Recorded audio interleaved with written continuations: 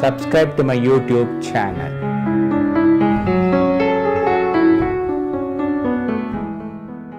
Yama, according to different sources. There are a number of Upanishads where we find the information and instructions to practice yoga. Sri Devi Bhagavata Mahapurana and Shandilya Upanishad prescribe 10 restraints. They are Ahimsa, Satya, Asteya, Brahmacharya, Aparigraha, Daya, Arjavam, Kshama, Dhriti, Mitahara and Shaucha. Ahimsa, Satya, Asteya, Brahmacharya and Aparigraha have already explained. Let us discuss the other restraints mentioned in Sri Devi Bhagavata Mahapurana and Shandilya Upanishads. Daya. Daya means mercy, kindness.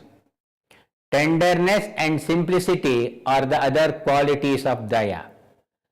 Daya helps to conquer insensitive feelings toward all beings.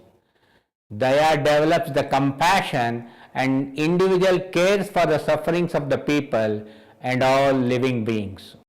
Arjavam. Arjavam means simplicity, uprightness. There is the absence of crookedness in Arjavam. One should be simple and straightforward. One should not be a hypocrite. One should not develop or show the ego that obstructs one to becoming one among all. One should renounce the ego and pride to develop Arjavam, that is uprightness. Kshama. Kshama means forbearance, to pardon, to forgive. Kshama is to restrain from intolerance with the people as well as impatience with the circumstances.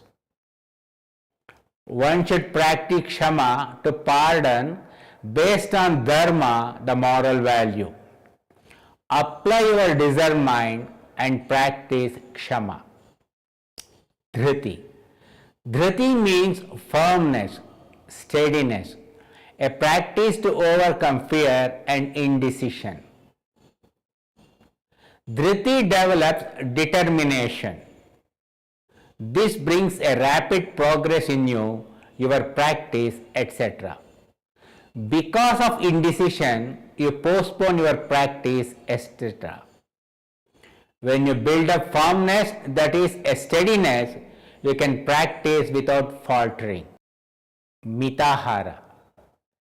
Mitahara means moderation in diet. The individual should always consume an agreeable and sweet food. Sweet is not a sugar-based food. Sweet means not irritant when consumed. That means the individual should consume the savory food which augments the energy, vitality, vigor, health, joy and cheerfulness. Mitahara does not mean to reduce the quantity of consumption of the food to a very low level. Neither it is fasting. Diet means to avoid those foods that alter the humors of the body. What is this diet food? Pushtam sumaduram snigdam gavyam dhatu praposhanam manobilashitam yogyam yogi bhojanamachare. Pushtam means the food that nourishes the body. Dhatu praposhanam means the food that nourishes dhatu, that is chyle, flesh, blood, bones, marrow, fat and the semen. Thus the yogi should take the nourished and sweet food mixed with ghee and milk, etc. This food should nourish the dhatu, giving pleasure and happiness to the mind. In the practice of yoga, there is no indiscriminatory fasting. The individual should consume the required quantity of food that keeps the body in good condition to achieve his or her goal.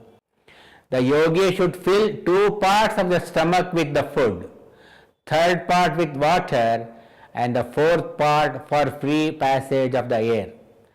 When you eat the food, you should think that one who eats the food is Shiva and not myself. Bhokta Devo Maheshwaraha. The eater is Maheshwara, the great Lord.